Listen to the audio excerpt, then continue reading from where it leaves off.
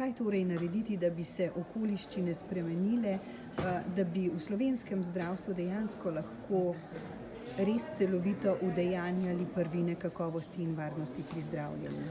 V slovenskem prostoru je ogromno narejenega. Vsekakor se lahko pohvalimo s tem, da smo edina država v Evropi praktično, ki imamo, mislim, razen 2 ali 3 bolnišnic, vse bolnišnice akreditirane na podlagi mednarodnih zdravstvenih standardov, se pravi, imamo odlične temelje. Leto 2011 je bilo narejeno veliko delo s tem vzpostavitvijo modela akreditacij in pa z prvo nacionalno strategijo kakovosti in varnosti.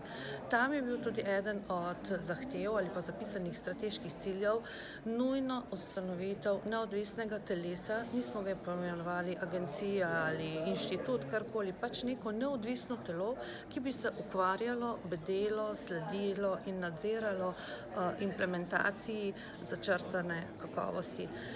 Ta zahteva pravzaprav ali želja strokovnjakov z področja kakovosti ni bila prvič izražena v nacionalni strategiji.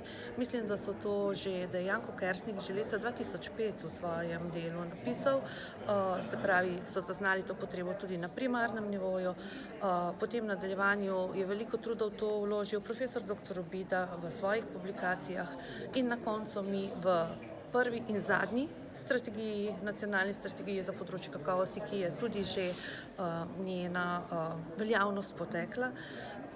Tudi v koalicijski pogodbi je to zapisano. Zakaj do tega ne pride, zakaj ni implementacije tega, žal ne vem.